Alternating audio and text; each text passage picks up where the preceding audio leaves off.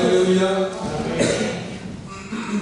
கரங்களை உயர்த்தி ஆண்டவருடைய நாமத்தின் மகிமைக்காக ஒரு விஷயம் எல்லாம் சொன்னோம். ஹalleluya. ஆமென். ஹalleluya. யாருடைய கிறிஸ்துவின் கிருபையினால் நாமத்தினாலே காலை பொழுதில் தேவனுடைய சமூகத்துக்கு வந்திருக்கிற ஒவ்வொருவரையும் அன்போடு வாழ்த்துகின்றோம், வரவேற்கின்றோம். ஆண்டவர் தாமே ஒவ்வொருவரை நிறைவாகவே ஆசீர்வதித்து பாதுகாத்து நடத்துவாராக. நீங்களும் உங்கள் அறைகளை பார்த்து உங்கள் கரங்களை கொடுத்து உங்கள் அன்பின் வார்த்தைகளை தெரிவித்துக் கொள்ளுங்கள். ஆண்டவருக்குள்ளாக சந்தோஷமா இருங்கள் என்று சொல்லி வாழ்த்துங்கள். ஒருவர் பார்த்து உங்கள் கரங்களை கொடுத்து வாழ்த்துங்கள். விசேஷமாக தூர தேசத்திலிருந்து வந்திருக்கிறதான அன்பு குடும்பங்களை நாங்கள் ஆண்டவராக இயேசுவின் நாமத்தினால் உங்களை அன்போடு வாழ்த்துகின்றோம். கர்த்தர் நல்லவர், கிருபை என்றும் உள்ளது, உண்மை தலைமுறை தலைமுறைக்கு உள்ளது என்று சொல்கிறது. ஆமென். அம்மாவை கூட நிறைய மாதங்களுக்கு முன்பதாக பார்க்க கர்த்தர் கிருபை கொடுத்திருக்கிறார். தேவன் நம்மோடு இருக்கிறார். ஆமென். இருக்கத்தான் வேண்டும். ஏனால் அவருடைய பெயர் இம்மானுவேல். இம்மானுவேல் என்றால் என்ன? தேவன் நம்மோடு இருக்கிறார். அவங்க அருமையான தேவனுடைய பிள்ளைகளே, இன்றைக்கு ரோமருக்கு எழுதின நிருபம் 11வது அதிகாரத்துக்கு நேராக இந்த வேதாகமத்தை திருப்பிக் கொள்வோம். ரோமருக்கு எழுதின நிருபம் 11வது அதிகாரத்துக்கு நேராக இந்த வேதாகமத்தை திருப்பினவர்களாய் 17வது வசனத்தை நாங்கள் வாசிக்க கேட்போம். 17வது வசனத்தை வாசிக்கிறோம். சில கதைகள் முறித்து போடப்பட்டிருக்க காட்டொலிவர் மரமாகிய நீ அவைகள் இருந்த இடத்தில் ஒட்ட வைக்கப்பட்டு ஒலிவ மரத்தின் வேருக்கும் சாரத்துக்கும் உடன் பங்காளியாய் இருந்தாயானால் சில கிளைகள் முறித்து போடப்பட்டிருக்க அந்த கவனிகள் வேதவசனம் அழகாக சொல்கிறது. அந்த ஒரு வசனம் கிறிஸ்தவ வேதாகமத்தை பாருங்கள். சில கிளைகள் முறித்து போடப்பட்டு இருக்க காட்டொலிவமாகிய நீ. பரிசுத்த வேதாகமத்தை பார்த்து சொல்லுகிற ஒரு காரியம் என்ன? சத்தமா சொல்லுங்க, வேற வேண்டிய அவசியம் இல்லை. காட்டு ஒலிவமரம் என்று சொல்லுங்க. ஒருவர் பார்த்து பிரதர் சிஸ்டர், நீங்க யாரு? காட்டு ஒலிவமரமாகிய நீ. அவ்வளவுதான், காட்டு ஒலிவமரமாகிய நீ. இந்த வசனத்தை சற்று ஆழமாக நாம் பார்ப்போமானால் பிரியமானவர்களே, வேதம் சொல்கிறது காட்டு ஒலிவமரமாகிய நீ அவர்கள் இருந்த இடத்தில் ஒட்ட வைக்கப்பட்டு ஒலிவ மரத்தின் வேருக்கும் சாரத்துக்கும் உடன் பங்காளியா இருக்கிறோம். இந்த வசனத்தை பவுலடியார் நமக்கு சொல்லுகிற பொழுது ரோமா முறையில் ஒரு சபையில் ஒரு பெரிய பிரச்சனை வந்து விட்டது. அது என்ன பிரச்சனை? யூதர்களுக்கும் அந்நியர்களுக்கும் இடையில ஒரு பிரச்சனை வந்து விட்டது. பிரச்சனை இல்லாத சபை இல்ல, பிரச்சனை இல்லாத குடும்பங்கள் இல்ல, ஆதி திருச்சபையிலே பிரச்சனை இருந்தது. ரோமாபுரி ஐரோப்பாவில் இருந்த சபை ரோமாபுரிக்கு இந்த நிருபத்தை எழுதுகிற பொழுது அங்கே இருந்த சபையில் ஒரு பெரிய பிரச்சனை வந்து விட்டது. அது என்ன? ஒரு கூட்டம் சொல்லுகிறார்கள், நாங்கள் தான் ஆண்டவருக்கு சொந்தக்காரர்கள், நாங்கள் தான் அவருடைய விசேஷமான ஜனங்கள். இவர்கள் சொல்லுவார்கள், நீங்கள் விசேஷித்தவர்களாக இருந்தாலும் நாங்களும் விசேஷித்தவர்கள், நாங்களும் ஆண்டவரால் தெரிந்து கொள்ளப்பட்டவர்கள் என்ற ஒரு போட்டி அந்த ரோமாபுரி சபைக்குள்ள வந்து விட்டது. வந்தவர்கள் பவுல் அழகாக எழுதுகிறார், காட்டு ஒலிவமரமாகிய நீ. யூதர்களை குறித்து சொல்லப்பட்ட வசனங்கள் மேலே இருந்தாலும் இன்றைக்கு காட்டு ஒலிவமரங்களாகி நம்மை குறித்து சொல்லப்பட்ட வார்த்தைகளின் அடிப்படையில் இந்த கர்த்தருடைய வார்த்தையை நாம் கற்றுக்கொள்ள போகிறோம். காட்டு ஒலிவமரமாகிய நீ சில கிளைகள் முறித்து போடப்பட்டிருந்தபடியால் காட்டு ஒலிவமரமாகிய நீ அந்த நல்ல ஒலிவ மரத்தில் வந்து அது முறித்து போடப்பட்டபடியாக ஒட்ட வைக்கப்பட்டிருக்கிறார் என்பதை மறந்து விடாதே என்று காரியத்தினை பவுலடியார் ரோமாபுரி சபைக்கு அங்கே எழுதுகிறார்.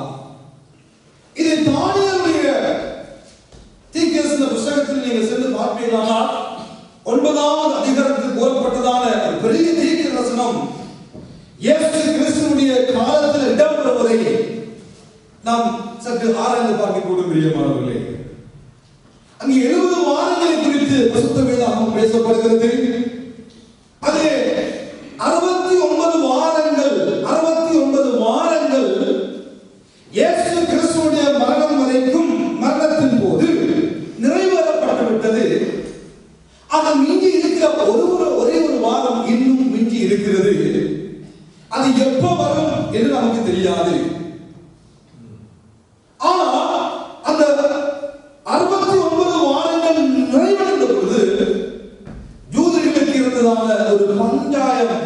ஒரு கலண்டர் அங்கே நிறுத்தப்பட்டு அநேகமாகி நானும் நீங்களும் காட்டு ஒலிவரமாகி நானும் நீங்களும் நாட்டு ஒலிவரமாகி அந்த மரங்களை ஒட்டப்படும்படியான ஒரு பெரிய கிருபையை இயேசுவின் மூலமாக நாம் பெற்றுக் கொண்டு விட்டோம்.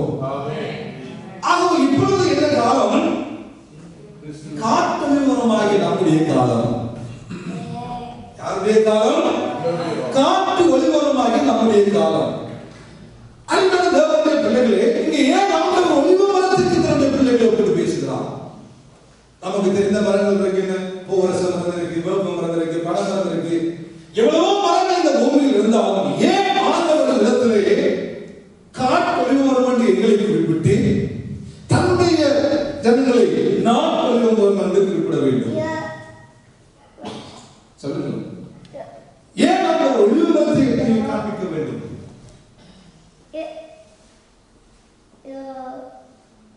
தாவரவியலாளர்கள் சொல்கிறார்கள், இந்த உலகத்தில் அதிகப்படியான கார்பன் டை ஆக்சைடை உள்ளே இருந்து அதிகப்படியான ஆக்சிஜனை வெளியிடுகிற ஒரு தாவரம் என்றால் அது ஒலிவமரம். இன்னொரு சிறப்பு ஒலிவமரத்துக்கு எப்பேற்பட்ட பிரச்சனை வந்தாலும், எப்பேற்பட்ட மழை வெள்ளம், எப்பேற்பட்ட இயற்கை அழிவுகள் வந்தாலும் நீங்கள் இந்த ஒலிவமரத்தை பார்ப்பீர்கள், அது பட்டு போகாது. எவ்வளவு காலம் தண்ணிக்குள்ள போட்டு வைத்தாலும் அந்த மரம் அழுகி போகாது, கெட்டு போகாது, பழுதடைந்து போகாது. நமக்கு தெரியும், நோவாவுடைய காலத்தில் ஏற்பட்ட வெள்ளப்பெருக்கின் போது தண்ணிக்கு உள்ளே மேகம் வந்தது. ஆனால் வெள்ளம் நின்று விட்டதா, வெள்ளம் கட்டிவிட்டதா என்ற பரிசோதிக்க காகத்தை முதலாவது நோவா அனுப்பினார். அந்த காகம் போக்கும் ரத்தமா இருந்து அப்படியே போய்விட்டது. புறாவை அனுப்பினவர்கள் புறா எதை கொத்தி கொண்டு வந்தது? ஒலிவ மரத்தினுடைய இலையை கொத்தி கொண்டு வருமானால் அந்த ஒலிவ மரம் என்றைக்கும் நிலைத்திருக்கக்கூடிய வகையில, அந்த ஒலிவ மரம் எப்பொழுதுமே சாதாரண நிலைத்திருக்கக்கூடிய வகையில இருக்கும் என்பதை தான் இயேசு கிறிஸ்து அடையாளப்படுத்தும் முகமாக வேதம் தன்னுடைய ஜனங்களை பார்த்து ஒலிவ மரம் என்று குறிப்பிடுகிறது. நம்மை பார்த்து என்ன சொல்லுகிறார்? காட்டு ஒலிவ மரங்கள். இன்றைக்கு இந்த காட்டு ஒலிவ மரங்களாகிய நானும் நீங்களும் வேதம் சொல்கிறது, நாட்டு ஒலிவ மரமாகிய அந்த சில கிளைகள் முறித்து போடப்பட்டபடியினால் நம்மை ஆண்டவர் முறித்து போடப்பட்ட இடத்தில் நம்மை ஒட்டி வைத்திருக்கிறார் என்பதை ரோமாபுரிகளுக்கு அதிகங்களாக நம்மை போன்றவர்களுக்கு பவுல் எழுதுகிறார். மறந்துடாதீங்க. ஒரு பெரிய கிருபை பெற்ற தேவனுடைய பிள்ளைகளா இந்த காலத்தில் தேவனுடைய சமீபத்தில் நிற்கும்படியா தேவனுக்கு ஒரு பெரிய அனுகிரகத்தை உண்டாக்கினார். எத்தனை பேர் சொல்ல முடியும்? கிருபையால் நிலைநிற்கிறோம் ஆண்டவரே. அதுதான் நம்முடைய அறிவு அல்ல, அனுபவம் அல்ல, ஆரோக்கியமான உணவுகள் அல்ல, நாம் நினைக்கிற பயிற்சிகள் அல்ல, தேவனுடைய கிருபையினால் நாங்கள் அனைவரும் தேவ சமூகத்தில் நிற்கிறோம். அப்படியானால் வேதம் சொல்லுகிறது, தன்னுடைய அவரோ அவருக்கு சொந்தமானது வந்தா அவருக்கு சொந்தமானது அவரை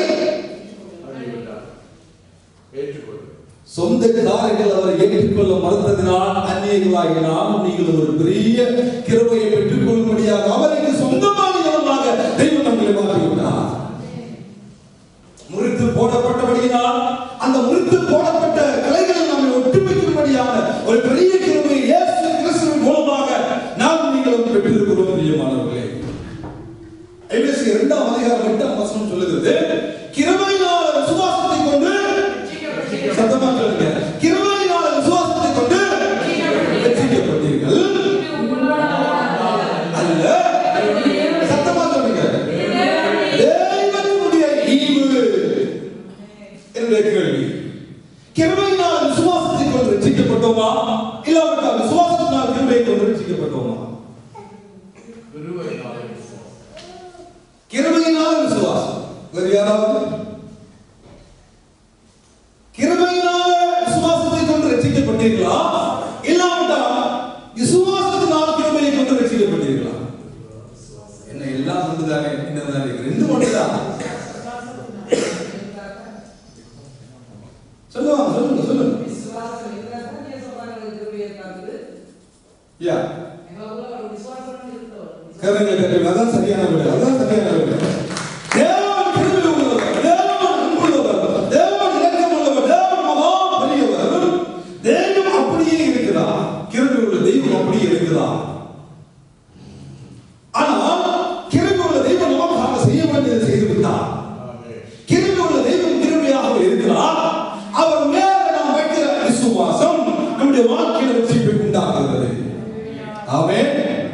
ஆமென், ஆமென். அப்போ இது நம்முடைய வாழ்க்கை ரட்சிப்பை கொண்டு வருகிறது. விசுவாசம் நம்முடைய வாழ்க்கையில ரட்சிப்பை உண்டாக்குறது. கிருபை அப்படியே இருக்கிறது. அந்த கிருபையின் மூலம் வருகிற நல்ல செய்தி ஆகிய சுவிசேஷத்தை நாம் கேட்கிற பொழுது நம்முடைய உள்ளங்களில் விசுவாசம், நம்முடைய உள்ளங்களில் நம்பிக்கை வருகிறது. கேள்விப்படுகிறோம் சுவிசேஷம். சுவிசேஷம் நம்முடைய வாழ்க்கையில விசுவாசத்தை உண்டாக்குகிறது. அந்த விசுவாசத்தினால் நாம் என்ன செய்கிறோம்? கிருபையின் மேல் வைக்கிற கிருபை கிரியை நடப்பிக்கிறது. விசுவாசம் கிருபையின் மேல் நாம் வைக்கிற பொழுது அந்த கிருபை நம்முடைய வாழ்க்கையில கிரியை நடப்பிக்கிறது. ஹல்லேலூயா, ஹல்லேலூயா. அங்கே அன்பான தேவனுடைய பிள்ளைகளே, காட்டு வழியோரமாகி நம்மை ஆண்டவரும் நாட்டு வழியோரத்தில் நிறுத்ததன் முதலாவது நோக்கம் அவருடைய கிருபை நம்மிடம் இருந்தபடினால், அவருடைய கிருபை பெரிதாக நம்ம மேல் இருந்தபடினால் அவர்களை பார்க்க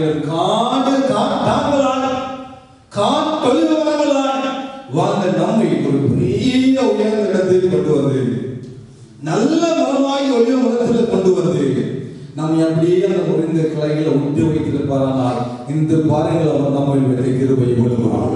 பெரிய எவ்வளவு அதை குறித்து நாம் நன்றி உணர்வுடையவர்களாய் வாழ வேண்டும். ஆனால் இந்த கிருபையை வைத்து அவர்கள் தன்னுடைய பாதையை செய்கிற பொல்லாத உலகத்துல நாம் வாழ்ந்து கொண்டிருக்கிறோம். நீ செய்ய போகிற பாவம், நீ செய்ய விரும்புகிற பாவம், நீ நாளைக்கு செய்ய போற பாவம் எல்லாம் இயேசு ஐயா உனக்காக ரத்தம் சிந்தி விட்டார், அவன் எதுவும் செய்யலாம் என்று போதிக்கிற கல்லர்கள் இன்றைக்கும் பெருகிவிட்டார்கள். இன்றைக்கும் அந்த கிருபையை வேறுவிதமாய் மாற்றிவிட்டார்கள் பிரியமானவர்களே. ஆனால் நாம் நேர்ந்து பார்க்க வேண்டும், நான் ஒரு நல்லவன் அல்ல, நான் ஒரு நல்ல ஒளிவன் அல்ல, நான் ஒரு காட்டா. எப்படி படித்திருந்தாலும், எப்பேற்பட்ட குடும்பத்தில் பிறந்திருந்தாலும், எப்படி செல்வாக்கள் உடையவர்களாக இருந்தாலும் வேதம் சொல்கிறது நீ ஒரு காட்டா. காட்டானாக இருந்த நம்மை, காட்டு வாசிகளாக இருந்த நம்மை, காட்டு ஒளிவர்களாக இருந்த நம்மை நாட்டு ஒளிவரமாய் மாற்றுவதற்கு இயேசு என்னையும் உங்களுக்கு தேடி வந்தார். அதுதான் கிருபை. அதை நாம் புரிந்து கொள்ள வேண்டும், அதை நாம் உணர்ந்து கொள்ள வேண்டும். இந்த இடத்தில் அதை சொன்னதான ரோமர் பவுலடியா அடுத்த வருஷத்தை வாசிக்க ஒரு காரியத்தை நமக்கு சொல்லுகிற வாசிகள், நீ அந்த கிளைகளுக்கு விரோதமாக பெருமை பாராட்டாதே, பெருமை பாராட்டுவாயானால் நீ வேரை சுமக்காமல் வேறுனை சுமக்கிறது என்று நினைத்துக் கொள். நீ அல்லவா வேலை சுமக்கிறது, நீ அல்ல வேலை சுமந்து கொண்டிருக்கிறாய். உன்னை சுமக்கிறது ஒரு வேலை, உன்னை சுமக்கிறது ஒரு வேலை. மறந்துடாத, நீ கிளையாக ஒட்டி வைக்கப்பட்டிருக்கிறாய். முறிந்த கிளையில நீ ஒரு நாக்கான் கொள்ளவரம் உன்னை கொண்டு ஆண்டு ஒட்டி வைத்திருக்கிறாய். மறந்துடாத, நீ அல்ல வேலை தாங்கிக் கொண்டு நிற்பது, வேறானதான் நீ கிளையாக இருக்கிறாய். வேர் மூலம் வருகிற சாரம், வேர் மூலம் வருகிற உணவு, வேர் மூலம் வருகிற ஆசீர்வாதம், வேர் மூலம் வருகிற நன்மையால் தான் ஒரு கிளையாக வாழ்ந்து கொண்டு இருக்கிறாய். உன்னுடைய அறிவு அல்ல, உன்னுடைய அனுபவம் அல்ல, உன்னுடைய ஆரோக்கியம் அல்ல, உன்னுடைய திறமை அல்ல. நீ வேரை தாங்கவில்லை, வேறுதான் உன்னை தாங்குகிறது என்ற மனப்பான்மை நம்முடைய வாழ்க்கையில இருக்க வேண்டும். ஆண்டவர் சொல்லுகிறார், கிருபையினால் நான் வாழுகிறேன், கிருபையினால் நான் ஓடுகிறேன், கிருபையினால் நல்லா இருக்கிறேன் என்ற உணர்வு அந்த உள்ள வாழ்க்கையில் இருக்க வேண்டும் என்று ஆண்டவர் முதலாவது வாழ்க்கை விரும்புகிறார். ஆனால் பல தடவைகளில் காட்டொழிவர்களாகி நம்மை நாட்டொழிவர கிளைகளாய் மாறிய போது இந்த கலைகளை பிடிக்க முடியவில்லை. எல்லாம் நான், எல்லாமே திறமை, எல்லாமே அறிவு, எல்லாமே அனுபவம், எல்லாமே உணவு, எல்லாமே நண்பர்கள், எல்லாம் நான் நினைக்கிறவர்களை பார்த்து ஆண்டவர் சொல்கிறார், ஹலோ காட்டொழிவர்களையே உன்னை ஒட்டியது நான் தான். வேறாகி நாம் வாழ்க்கையில் இல்லாவிட்டால் ஒரு நன்மையும் வாழ்க்கையில் வந்துவிட முடியாது. நீ வேரை சுமக்கவில்லை, வேறாகி நான் தான் உன்னை சுமக்கிறேன் என்ற உணர்வு முதலாவது தேவனுடைய பிள்ளைகளாகி நமக்கு இருக்க வேண்டும் என்று ஆண்டவர் விரும்புகிறார். அவர்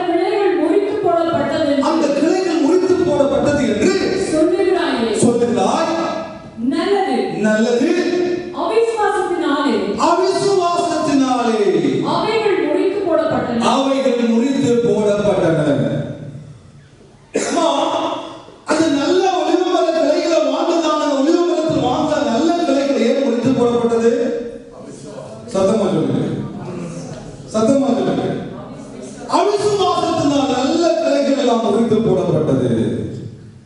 கிருபையினால கிருபை நம்முடைய வாழ்க்கையில் இருந்தது. விசுவாசத்தினால் கிருபையை கொண்டு ரட்சிக்கப்பட்டு விட்டோம். ஆனால் ரட்சிப்பு தேவனுடைய பிள்ளைகளுடைய வாழ்க்கையில பூரணப்பட வேண்டுமானால் நம்முடைய வாழ்க்கையில் விசுவாசம் சம்பூர்ணமாக இருக்க வேண்டும். என்னுடைய அடுத்த கேள்வி, பாவம் செய்கிற பொழுது ரட்சிக்கப்பட்டு விட்டோம், ஞானஸ்நானம் அடைந்து விட்டோம், பரிசுத்த ஆவியின் அபிஷேகத்தை பெற்றுக் கொண்டு விட்டோம், எல்லாம் வாழ்க்கையில் இருக்கிறது, அந்நிய பாஷை பேசுகிறோம், ஆராதிக்கிறோம். பாவம் நம்முடைய வாழ்க்கையில வருகிற பொழுது ரகசிய பாவமா இருக்கலாம், துணிகிற பாவமா இருக்கலாம், எப்பேற்பட்ட பாவம் நம்முடைய வாழ்க்கையில வருகிற பொழுது எதை நாம் இழக்கிறோம்? கிருபையை இழக்கிறோமா? ரட்சிப்பை இழக்கிறோமா? விசுவாசத்தை இழக்கிறோமா? தேவன் கிருபை உள்ளவர். விசுவாசத்தினால் கிருபையை கொண்டு ரட்சிக்கப்பட்டு விட்டோம், உண்மைதான். ரட்சிக்கப்பட்ட விசுவாசிகளாகி நானும் நீங்களும் பாவம் செய்கிற பொழுது நம்முடைய வாழ்க்கையில எதை நாம் இழந்து போகிறோம்?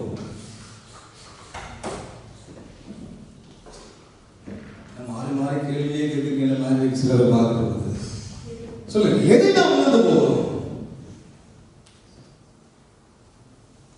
ஒரு சிலர் சொல்லுகிறார்கள், தேவன் கிருபை உள்ளவர், தயாள குணம் உள்ளவர், கிருபையின் காலத்தில் வாழ்ந்து கொண்டிருக்கிறோம், நீ என்னதான் பாவம் செய்தாலும் கிருபை உள்ளவரை விட்டு வரவே மாட்டார் ஒரு கூட்டம் சொல்லுகிறது. இன்னொரு கூட்டம் சொல்லுகிறது, ஆண்டவர் ரட்சிப்பு உனக்கு தந்து விட்டார், தந்த ரட்சிப்பு வாழ்க்கையில் எடுக்கவே மாட்டார், ஒரு நாள் எடுக்க மாட்டார், ஒரு நாள் ரட்சிப்பு அவர் எடுக்க மாட்டார். நீ என்னதான் பாவம் செய்தாலும் கிருபையும் விடுபடாது, சொல்லுங்க, ரட்சிப்பும் விடுபடாது. அப்ப எது எடுபடும்? பாவம் செய்கிற பொழுது என்ன நடக்கும்?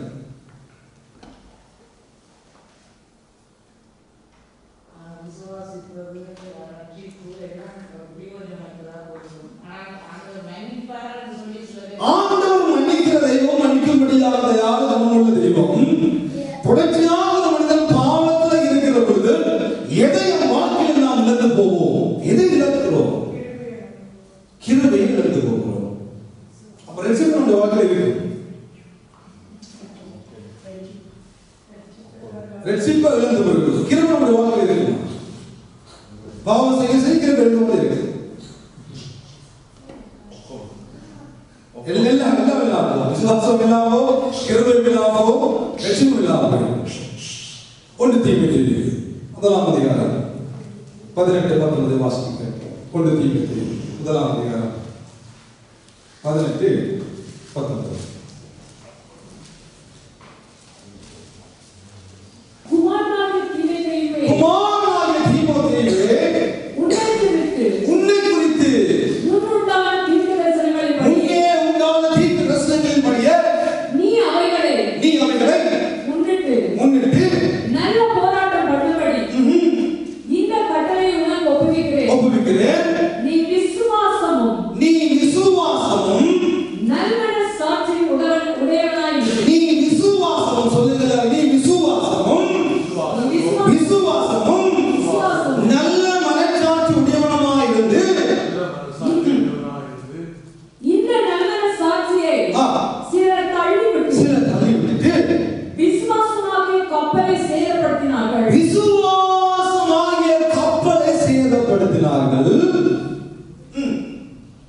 இமெனேயும் அலெக்சாந்தரும் அப்படிப்பட்டவர்கள். உதாரணத்தை கூட போகடியாக இருக்கிறார். தேவனே ஒரு மனிதன் பாவம் செய்கிற பொழுது கிருபை என்பதெல்லாம் இழக்க மாட்டான். பாவம் செய்கிற பொழுது ரட்சிப்பையும் இழந்து போக மாட்டான். ரட்சிக்க கூடாதபடி ஆண்டவருடைய கரம் குறுகி போகவில்லை. பாவம் மனிதனை ஆளுகை செய்ய அந்தாய் கவனித்துக் கொள்ளுங்கள்.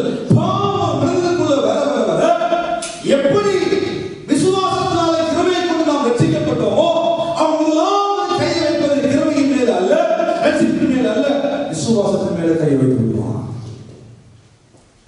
நாம் விசுவாசத்தை தேவனை நோக்கி ஜெபிக்கிற காலங்கள் இருக்கும், விசுவாசத்தில் ஓடுகிற நாட்கள் இருக்கும், விசுவாசத்தில் வேதத்தை வாசிக்கும் நாட்கள் உண்டு. விசுவாசத்தை கிருபையின் மேல கை வைக்க மாட்டான், ரட்சிப்பின் மேல கை வைக்க மாட்டான். முதலாவது விசுவாசத்தின் மேல கை வைத்து விடுவான். உங்களுடைய ஜெபம் இல்லாம போயிடும், உங்களுடைய வேத வாசிப்பு இல்லாம போயிடும். ஒரு காலத்துல ஆண்டவரையே பார்த்து பார்த்து அவரே கண்டமண்டு வாழ்ந்த காலங்கள் உண்டு. அதுல கையை வைத்து விடுவான். என்னையா ஆண்டவரை பார்க்கிற, இங்கப்பா அங்கப்பா இங்கப்பா. விசுவாசத்தை கொஞ்சம் கொஞ்சமா இந்த வாழ்க்கையிலிருந்து எடுத்துக்கொண்டு போக போக போக கிருபையும், தம்பி விசா சொன்னது போல கிருபையும் போயிடும், ரட்சிப்பும் போயிடும். கிருபையும் போயிடும், ரட்சிப்பும் நம்முடைய வாழ்க்கையிலிருந்து போய்விடும்.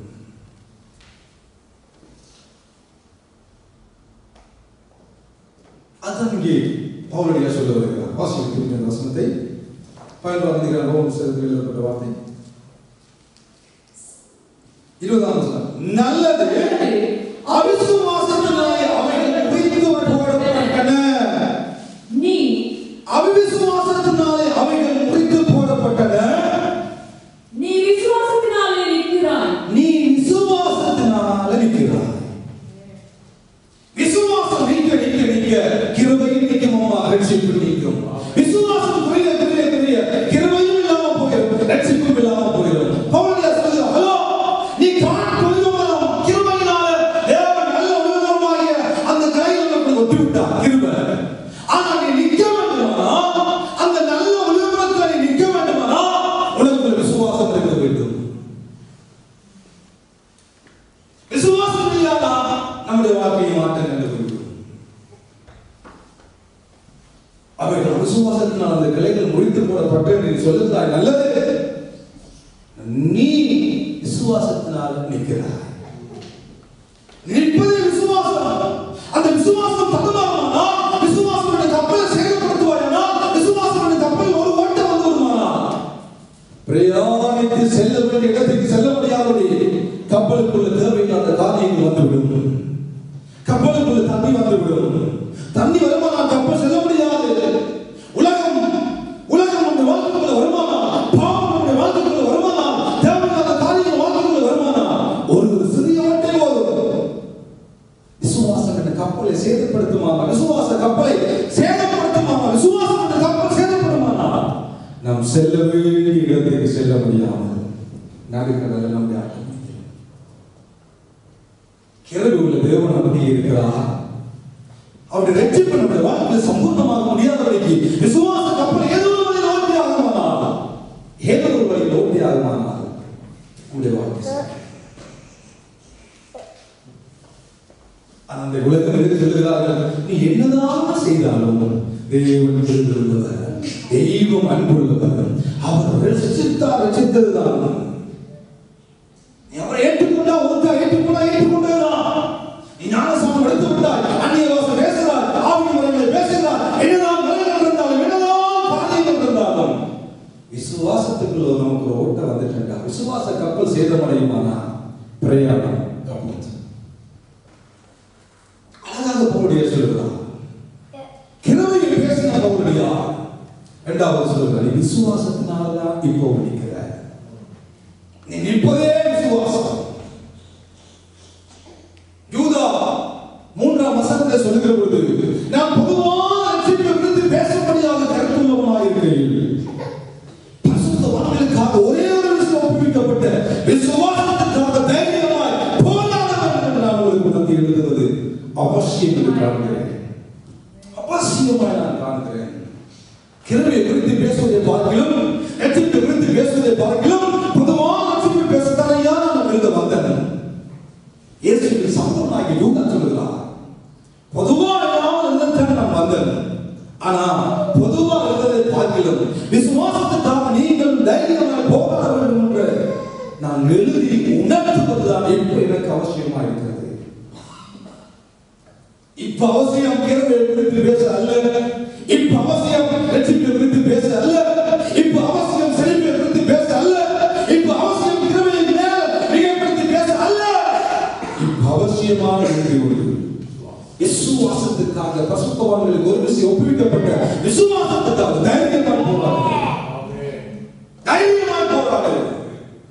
அது மட்டும் தடுமாறி போகுமா, அது மட்டும் நம்முடைய வாழ்க்கை இல்லாமல் போகுமானா, என்னதான் திறமை நம்முடைய வாழ்க்கையில் இருக்கலாம், என்னதான் அபிஷேகம் நம்முடைய வாழ்க்கையில் இருக்கலாம், என்னதான் வரவேல் நம்முடைய வாழ்க்கையில் இருக்கலாம், நம்ம சத்ருவனை அப்படியே கொண்டு போய் விடுவாங்க. கொஞ்சமே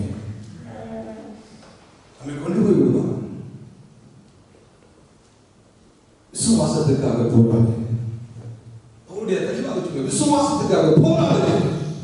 நாம் எவ்வளவோ காரியங்களுக்காக போராடி கொண்டிருக்கிறோம். இந்த உலகத்தில் எவ்வளவோ காரியங்களுக்காக நம்ம நேரங்களையும் காலங்களையும் செலவழிக்கிறோம். எவ்வளவோ காரியங்களுக்கு பின்பாக ஓடிக்கொண்டிருக்கிறோம். கடைசி வெளிப்படுத்த புஸ்தகத்துக்கு முதல் புஸ்தகத்துல அழகாக சொல்றார், நீ போராட வேண்டியது விசுவாசத்துக்காக. போராட வேண்டியது விசுவாசத்துக்காக போராடு. இயேசு கிறிஸ்து சிலுவையில் மரித்ததை பார்க்கவில்லை. நமக்காக மறுபடி சூரியனை கண்ணால் பார்க்கவில்லை. நமக்காக அவமானம் எனும் சிலுவை அவமானமாக இயேசு வந்ததை பார்க்கவில்லை. ஆனால் நமக்கு வந்த சுவிசேஷத்தை அப்படியே நம்பினோம், அப்படியே ஏற்றுக்கொண்டோம், அப்படியே விசுவாசித்தோம். அந்த விசுவாசத்தின் பிரகாரமாக ஆண்டவருக்குள்ள வந்தோம். அதே விசுவாசத்துல நிலைத்து இருந்து ஆண்டவர் நமக்கு புத்தியாற்றுகிறார். அந்த விசுவாசத்தை நிலைத்து ஓடினவர்கள் அநேகர் இருக்கலாம். ஓடினவர்கள் ஒருவர் நிற்கலாம், ஒருவர் சோர்ந்து போகலாம், ஒருவர் விட்டு விட்டு போகலாம். அவர்கள் எல்லாம் பார்க்காதீங்க. விசுவாசத்தை தொடக்கிறவரும் அவரை நோக்கி பார்ப்போம். ஹல்லேலூயா, ஹல்லேலூயா. அப்பொழுது வாசிக்கிற வசனத்தை மேட்டிமை சிந்தையாயிராமல் பயந்து இரு. சுபாவ கிளைகளை தேவன் தப்பவிடாமல் இருக்க, சுபாவ கிளைகளை தேவன் தப்பவிடாமல் இருக்க, உன்னையும் தப்பவிட மாட்டார் என்று உன்னையும் தப்பவிட மாட்டார் என்று எச்சரிக்கையாயிரு. இந்த கிருபை வைத்து என்னதான் பைத்தியம் ஆட்டங்கள் வாங்குறார்கள் பாருங்க. கிருபையின் காலத்தில் வாழ்வோம் உணர்வோடு எவ்வளவு பக்குவமா, எவ்வளவு பயபக்தியா, எவ்வளவு நாம் உண்மையாய் வாழ வேண்டிய தேவன். தாங்கள் நினைத்தபடி வாழ்ந்துவிட்டு கிருபையின் தெய்வம், இரக்கத்தின் தெய்வம், அன்புள்ள தெய்வம் இப்பொழுது அப்படித்தான் இருக்கிறார். ஆனா நியாயாதிபதியாக தெய்வம் வருகிற பொழுது அன்றைய கிருபை இருக்காது. இப்ப நமக்கு ஒரு வழக்கறிஞராக இயேசு இருந்து நம்முடைய காரியங்களுக்காக பேசிக் கொண்டிருக்கிற இயேசு ஒரு நாள் நியாயாதிபதியாக சிங்காசனத்தில் வருகிற பொழுது நீதியாய் நியாயம் செய்ய கிடந்து விடுவார். அப்பொழுது ஒரு கிருபையும் இல்லைன்னா, ஒரு தயவும் இல்லை, நமக்காக பேச முடியாது. நீதியாய் நியாயம் செய்ய தெய்வம் ஒரு நாள் வருவார். மறுபடியும் சிங்கமக்குள்ள வேண்டாம், மறுபடியும் வேண்டாம், பயந்து சுபாவ கிளைகளாகிய அந்த நல்ல ஒளிவ மரத்தில் இருந்ததான கிளைகள் அவிசுவாசமாய் வந்தபடினால், அவிசுவாசமாய் வாழ்ந்தபடினால் அவைகளை முறைத்து எரிந்தது அறிகிறார்களோ, அவைகளே முறைத்து போகுமானால், அவைகளை ஏன் முறைத்து ஆண்டவர் அறிவார், உன்னையும் தப்ப விட மாட்டார். ஒரு பயமான வார்த்தை, உன்னையும் தப்ப விட மாட்டார். எச்சரிக்கையாயிரு. கிருபையின் காலத்தில் வாழ்ந்து நம்மை பார்த்து ஆண்டவர் பேசுகிறார். இது நியாயப்பிரமாணமான காலம் அல்ல. கிருபையின் காலத்தில் வாழ்ந்து நம்மை பார்த்து எச்சரிக்கையாயிரு, பயபக்தியாயிரு. சும்மா விளையாடாத, சும்மா காரியத்தை நீ செய்யாத, உன் விருப்பப்படி வாழாத. 11ஆம் அதிகாரம் எபிரேயர்கள் 17ஆம் வசனத்தை சொல்லுகிற பொழுது நோவாவை குறித்து ஆண்டவர் சாட்சி கொடுக்கிறார். சும்மா விளையாடாதீங்க, எதுவும் செய்யலாம் தேவ சமூகத்தில், எப்படியும் வாழலாம் தேவ சமூகத்தில் என்று நம்முடைய காரியங்களை செய்ய வேண்டாம் என்பதற்கு நோவா ஒரு நல்ல மனிதனாக நமக்கு காண்பிக்கப்படுகிறார். விசுவாசத்தினாலே நோவா தற்காலத்திலே காணாதவைகளை குறித்து எச்சரிப்பு பெற்று, இதை பெற்றுக்கொண்டார். தெய்வத்தினுடைய எச்சரிப்பை பெற்றுக்கொண்ட பொழுது பயபக்தி உள்ளவனாகி தன் குடும்பத்தை ரட்சிப்பதற்கு வேலையை உண்டு பண்ணினான். அதனாலே அவன் உலகம் ஆக்கினைக்குள்ளான தீர்த்து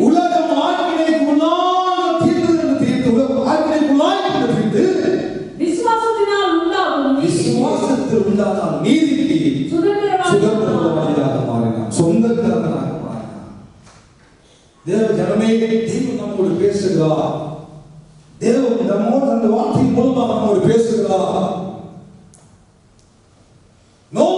எச்சரிப்பு வந்த பொழுது, தேவன் எச்சரிப்பு வந்த பொழுது பயபக்தி உள்ளவனாக மாறி எப்படியாவது என் குடும்பத்தை நான் காப்பாற்றி விட வேண்டும். நோவாவின் காலத்தில் எல்லாம் முதலாக வானத்திலிருந்து மழை வருகிறது. அதுக்கு முன்பதாக மழையே இல்லை, 3 மணி மாத்திரம் தான் இருந்தது. ஆண்டவர் வெள்ளத்தினால் அழிக்கும்படியாக தீர்மானம் பண்ணிவிட்டார். தேவ எச்சரிப்பு வருகிறது, தேசத்தை அழிக்கும் போவதை மறந்து விடுங்கள்.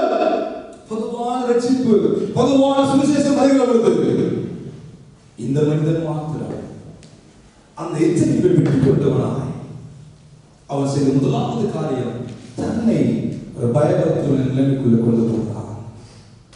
தான் முதலாவது பயபக்தியுள்ள நிலைமைக்கு போய் எப்படியாவது என் பிள்ளைகளை காப்பாற்றி விட வேண்டும், என் குடும்பத்தை நான் காப்பாற்றி விட வேண்டும் என்ற உணர்வோடு பிள்ளைகளை உண்டு பண்ணினார் என்று வேதம் நமக்கு சொல்கிறது. இந்த கிருபையின் காலத்தில் வாழ்ந்து கொண்டிருக்கிற நான் நீங்களும் செய்ய வேண்டிய காரியம், ஆண்டவர் சொல்லுகிறார், நான் மட்டும் வேணாமம்மா ஐயா, பயந்துரு, தெய்வத்துக்கு பயந்துரு. சுபாவ கலைகளையே ஆண்டவர் தலையில் போடுவாரானா நமக்கு எப்படி நடக்கும்? அதை விட பயங்கரமாக நமக்கு நடக்கும். எச்சரிப்போடு அவதானமாக இரு என்ற ஒரு செய்தியை ரோமா புரியுள்ள சபையை போடுகிறார், தெளிவாக எழுதுகிறார். இயேசுவின் பின்பதாக வந்த பவுல், இயேசுவின் பின்பதாக வந்த ரோம திருச்சபை, கிருபையின் காலத்துக்குள்ள வந்த ரோம திருச்சபைக்கு பவுல் எழுதுகிறது, மனவேற்றுமை உனக்கு வேண்டாம், தெய்வ பயம் வாழ்க்கையில் வரட்டும். எச்சரிப்போடு இந்த கிருபையின் காலத்துக்குள்ள வா என்ற ஒரு பெரிய செய்தியை பவுலுடைய ரோமாவுக்கு தெளிவாக எழுதுகிறார். யூதா 4ஆம் வசனத்தை வாசிக்கிற பொழுது அங்கே இயேசுவின் சமமாக யூதா நமக்கு ஒரு காரியத்தை அங்கே சொல்ல வருகிறார். வாசிங்கள். ஏனெனில் நம்ம தேவனுடைய கிருபையை காம விகாரத்துக்கு தேவனுடைய கிருபையை என்ன செய்கிறார்கள்? காம விகாரத்துக்கு ஏதுவாக புரட்டி ஒன்றான ஆண்டவராகிய தேவனையும் நம்முடைய கர்த்தராகிய இயேசு கிறிஸ்துவையும் மறுதலிக்கிற பயபக்தி அற்றவர்களாகி சில பயபக்தி அற்றவர்களான சிலர் பக்கவழியாக சபைக்குள்ள நுழைந்திருக்கிறார். அவர்கள் இந்த ஆக்கினைக்குள்ளார்கள் என்று பூர்வத்தில் எழுதியிருக்கிறது. எங்கே இருக்கிறது? பழைய ஏற்பாட்டிலா புதிய ஏற்பாட்டில்? தேவனுடைய கிருபையை காம விகாரத்துக்கு ஏதுவாக புரட்டுகிற கூட்டங்கள் ஒன்றாமை தேவனாகிய ஆண்டவராகிய கர்த்தராகிய இயேசு கிறிஸ்துவை மறுதலிக்கிறார்கள். பக்கவழியாக நுழைந்து விட்டார்கள். அம்மா பக்கவழியாக வந்து விட்டார்கள். தேவனை மறுதலிக்கிற கூட்டம், கிருபையை மாற்றுகிற கூட்டம், கிருபையை தங்களுக்கு சாதகமாக பேசுகிற கூட்டம் பக்கவழியாக நுழைந்து விட்டார்கள். போதகர்கள் என்ற பெயரோடு, அப்போஸ்தலர்கள் என்ற பெயரோடு, பாடகர்கள் என்ற பெயரோடு, பரிசுத்தவான்கள் என்ற பெயரோடு ஆட்டு தோலை போட்டுக் கொண்ட ஓநாய்கள் பக்கவழியாக சபைக்குள்ள நுழைந்து விட்டது. கவனம், கவனம், கவனம், எச்சரிக்கையாயிரு, எச்சரிக்கையாயிரு. கிருபையை புரட்டுகிறவன் பெருகிவிட்டான், தேவனை மறுதலிக்கிறவன் பெருகிவிட்டான், நானே தேவன் என்று சொல்லுகிறவன் பெருகிவிட்டான். கவனம். கிருபையினால காட்டொழிவர்களாகிய நாங்கள் நாட்டொழிவகத்தில் ஒட்டப்பட்டு விட்டோம். ஒட்டப்பட்ட நாம் நீங்கள் முதலாவது அந்த நல்ல ஒளிவுபடத்தில் இருக்க வேண்டுமானால் விசுவாசம் நமக்குள்ள இருக்க வேண்டும். இரண்டாவது நாம் வாசித்தோம், மனவேற்றுமை நமக்குள்ள வந்துவிடக்கூடாது. பயத்தோடு இந்த கிருபையின் காலத்தில் வாழ்ந்த நீங்கள் பயபக்தியால் வாழ்படியா எச்சரிப்போ நமக்கு எச்சரிப்பு கொடுக்கிறார்கள். கவனமாக இரு, கவனமாக இரு. உனக்குள்ள மனவேற்றுமை வேணாமா ஐயா? மனவேற்றுமை வேணாம். தெய்வ பயம் நமக்குள்ள பெருகட்டும், தெய்வ பயம் நம்முடைய வாழ்க்கையில் பெருகட்டும், தெய்வ பயம் நம்முடைய வாழ்க்கையில் உருவாகட்டும். குடும்பத்தில் தெய்வ பயம், தனிப்பட்ட வாழ்க்கையில் தெய்வ பயம், கணவன் மனைவி இடையே உறவுல தெய்வ பயம், பிள்ளைகளுக்கு பெற்றோருக்கு உறவுல தெய்வ பயம், சபையில தெய்வ பயம். பயம்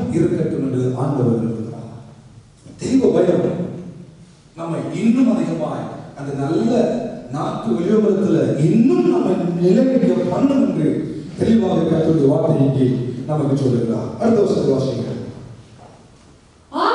ஆகையால் தேவனுடைய தயவையும் கண்டிப்பையும் பார்.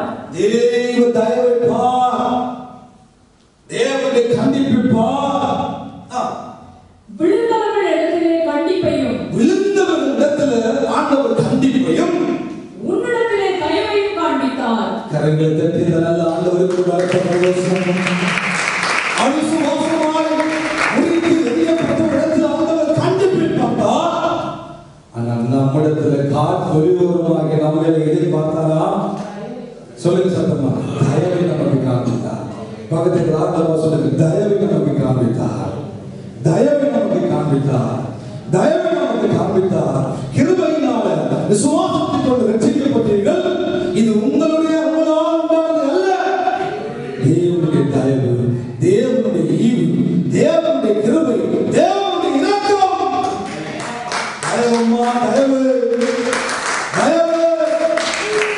ஒரு கூட்டத்துக்கு தன்னுடைய சுபாவ கிளைகளாகிய முறித்து எறியப்பட்ட அந்த கிளைகளை ஆண்டவர் கண்டிப்பை காண்பிக்கிறார். காற்பொழியோரமாகி நம்மேல கிருபையை காண்பிக்கிறார், தயவை காண்பிக்கிறார், இரக்கத்தை காண்பிக்கிறார், அன்பை காண்பிக்கிறார். இதுதான் நம்முடைய ஆண்டவர், இதுதான் நம்முடைய தெய்வம். இதோடு இந்த வசனத்தை ஆண்டவர் நிறுத்திவிடவில்லை. கடைசி பகுதியில் ஒரு காரியத்தை நமக்கு சொல்லுகிறார். வாசிங்கள். அந்த தயவிலே நிலைத்திருப்பாயானால், அந்த தயவில நம்ம கவனிங்கள், தேவன் நம்மை பாராட்டு, நமக்கு பாராட்டு அந்த தயவில நிலைத்து இருப்பீர்களானால் உனக்கு தயவு கிடைக்கும். உனக்கு தயவு கிடைக்கும். சத்தமா சொல்லுங்க. தயவில நிலைத்து இருந்தால் நமக்கு என்ன கிடைக்கும்? தயவு கிடைக்கும். தயவு. ஆனால் நிலைத்து இராவிட்டால் நீயும் விட்டுட்டு போவாய். என்ன நடக்குமா?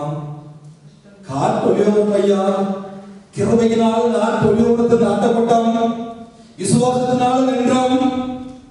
தெய்வ பயம் நமக்கு இருக்க வேண்டும், எச்சரிப்போடு நடக்க வேண்டும், தயவை பெற்றுக் கொண்டோம். நல்லது.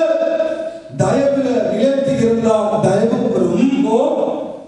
அதை விட்டு விட்டோமானா, சொல்லுங்க, அதை விட்டு விட்டோமானா, தயவை இழந்து போனோமானா நம்முடைய ஆட்டம் சரி. இது எங்கே இருக்கிறது? புதிய ஏற்பாட்டு கிருபையின் காலத்துக்குள்ள கர்த்தர் கிருபையா எனக்கு உங்களுக்கு எழுதி வைத்துள்ளார். தயவுடன் திருப்பமான தேவ தயவு நம்முடைய வாழ்க்கையில் இருக்கும். அதை விட்டு விட்டோமானால் நமக்கு நாங்களும் வெட்டப்படுவோம் என்ற ஒரு செய்தி ஆண்டவரை சொல்கிறார். ஆண்டவர் தயவுள்ளவர் தான், ஆண்டவர் இரக்கம் உள்ளவர் தான், ஆண்டவர் நல்லவர் தான். அது எந்த சந்தேகமும் இல்லை. ஆண்டவர் சொல்கிறார், தயவில் நிலைத்திருப்பாயா, இன்னும் தயவனை விட்டுக் கொள்ளுங்க. அதை விட்டு வெளியே போனா உன் வாழ்க்கையும் சரி. நீ சொல்லுதா அவிசுவாசத்தால் அந்த கிளைகள் முறித்து போடப்பட்டது உண்மைதான். இப்ப நீ விசுவாசத்துல நிக்கிற, ஆனா உனக்குள்ளும் அவிசுவாசம் என்ற காரியம் வந்தா உன் பாடும் சரி. அதான் ரோமபுரி சபைக்கு போகக்கூடிய எழுதுகிற காரியம் முக்கியமானவர்கள் எழுதுகிற காரியம் யோசித்து பாருங்கள். எங்கேயோ போகலாம், முன்னே அந்நியராயும் முன்னே துன்மார்களாயும் நாங்கள் வாழ்ந்த நம்மை நம் மேல வைத்த கிருபை கிட்ட கொண்டு வந்தது. வெளிப்பிரகாரத்தில் இருந்த நம்மை உட்பிரகாரத்துக்குள்ள கொண்டு வந்து மகா பரிசுத்தத்துக்குள்ள கொண்டு வந்து அவரை அப்பா என்று பார்க்க முடியாத ஒரு பெரிய கிருபை தெய்வத்தை நமக்கு உண்டாக்கப்பட்டதோ. அப்பா ஓ பட்டே, அப்பா பிதாவை அழைக்கிற புத்திர சுவிகாரத்துடைய ஆவியை நமக்கு அருள்கிறார். யாருக்கு? காட்டு ஒளிபுறமாகி நமக்கு காண்பார்களாய் வாழ்ந்த நம்மை நாட்டார்களாய் மாற்றி அழகுபடுத்துகிறவர் நம்முடைய ஆண்டவர்.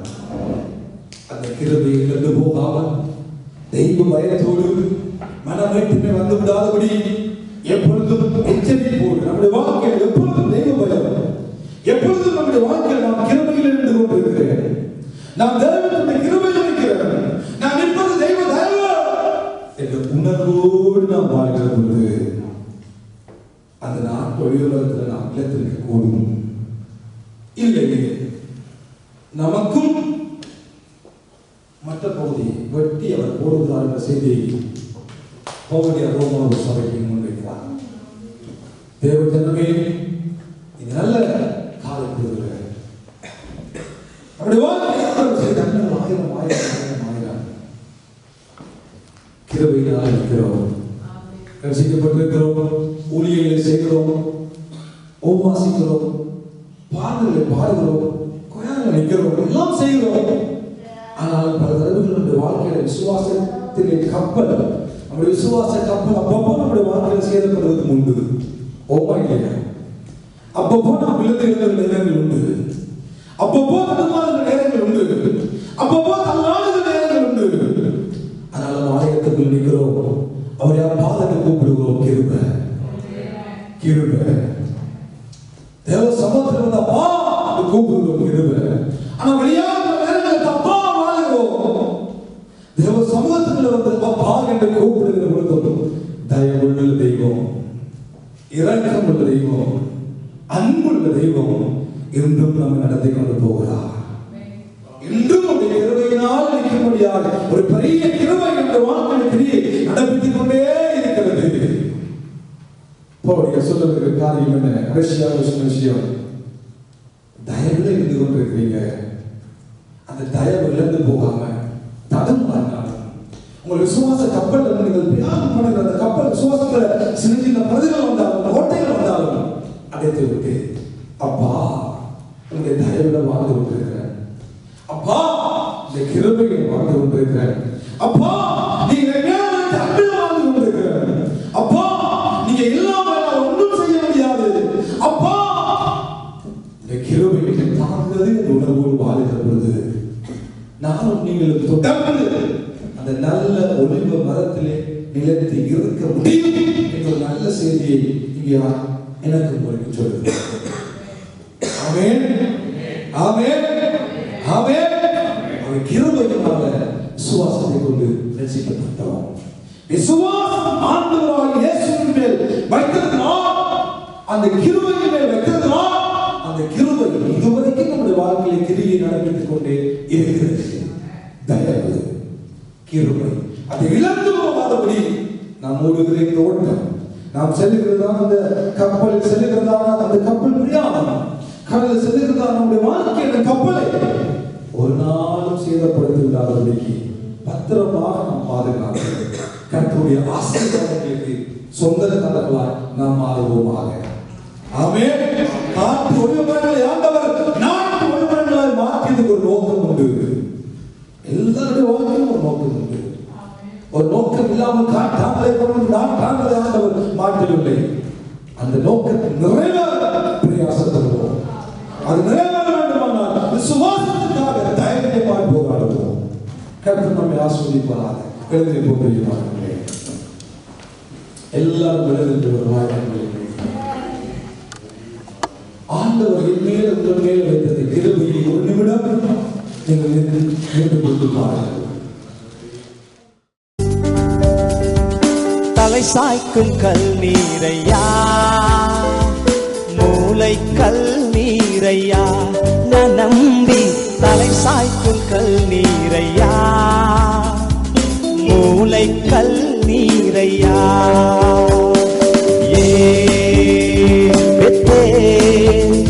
இது வானத்தின் வாசல், என் இயேசையா,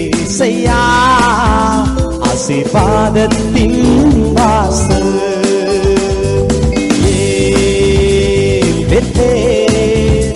இது வானத்தின் வாசல், என் இயேசையா, ஆசீர்வாதத்தின் வாசல். தலை சாய்க்கும் கல் நீரையா, மூளை கல் நீரையா, நான் நம்பி தலை சாய்க்கும் கல் நீரையா, மூளை கல் நீரையா.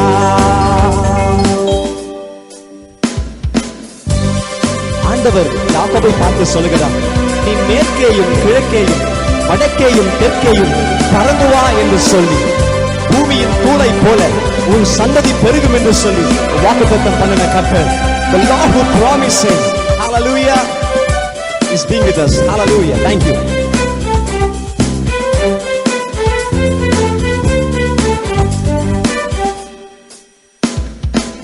மேற்கு கிழக்கு வடக்கு தெற்கு பறந்து வா என்றீரே,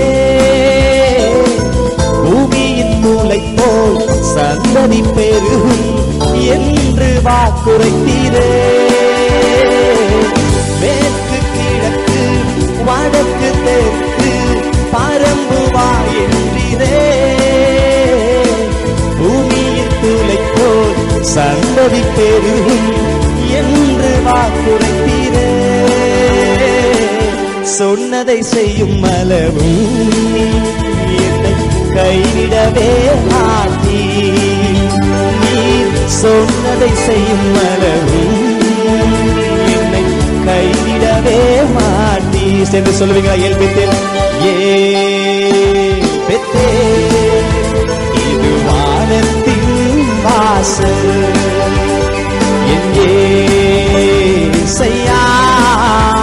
ஆசீர்வாதத்தின் வாசல்,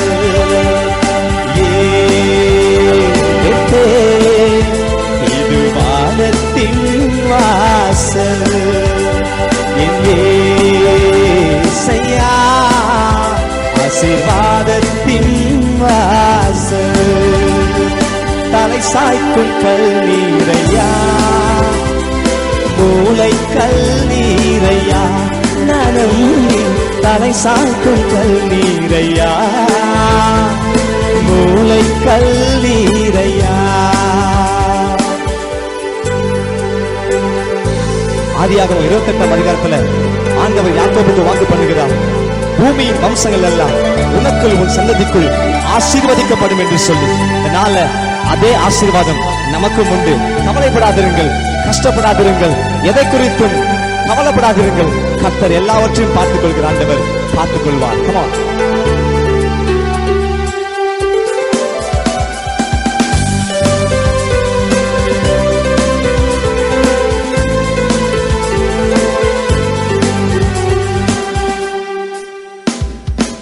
பூமியின் வம்சங்கள் உனக்குள் உன் சந்ததிக்குள் ஆசீர்வாதிக்கப்படும் என்று ஆசீர்வாத வாய்க்காலாக என்னை மாற்றினீரே. பூமியின் வம்சங்கள் உனக்குள் உன் சந்ததிக்குள் ஆசீர்வாதிக்கப்படும் என்று ஆசீர்வாத வாய்க்காலாக என்னை மாற்றினீரே. சொன்னதை செய்யும் அளவும் என்னை கைவிடவே மாட்டீ, நீர் சொன்னதை செய்யும் அளவும் என்னை கைவிடவே மாட்டீ. ஏல்பெத்தேல் சொல்லுவோமா? ஏல்பெத்தேல், இது வானத்தின் வாசல், ஏசையா ஆசீர்வாதத்தின் வாசல், ஏல்பெத்தேல், இது வானத்தின் வாசல், ஏசையா ஆசீர்வாதத்தின் வாசல். தலை சாய்க்கும் கல்நீரையா, மூளை கல்நீரையா, நம்பி தலை சாய்க்கும் கல்நீரையா, மூளை கல்நீரையா. தன் தகப்பன் வீட்டுக்கு திரும்பும் வரையில ஆண்டவர் யாக்கோபை கைவிடவில்லை, அவனை கனப்படுத்தினார் என்று வேதம் சொல்கிறது. இன்னைக்கு நாமும் எந்த சூழ்நிலை இருந்தாலும் சரி, எந்த நிலைமையில் இருந்தாலும் சரி, நாம் ஆண்டவர் சமூகத்தில் திரும்பி வருகிற வரையும் அவருடைய கை நம்மை விடுவதில்லை. சந்தோஷமாய் பாடுவோமா?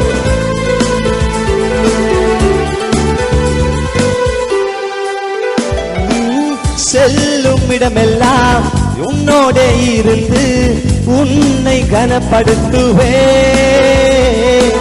தகப்பன் தேசத்துக்கு திரும்பும் வரையில் உன்னை காப்பாற்றுவே.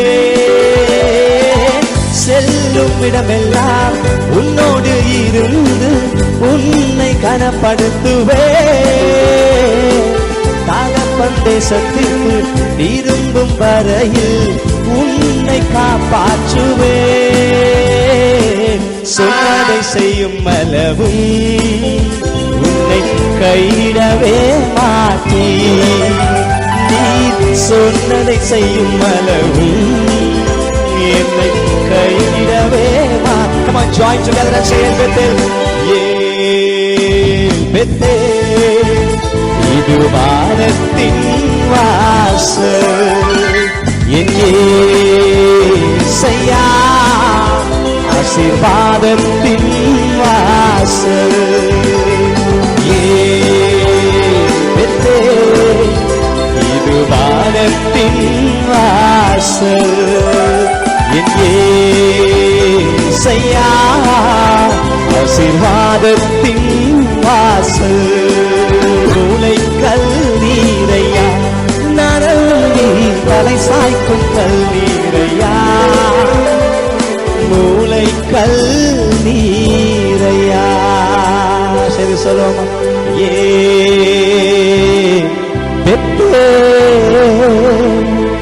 இது வானத்தின் வாசல். என் இயேசையா ஆசீர்வாதத்தின் வாசல். பரலோகத்தின்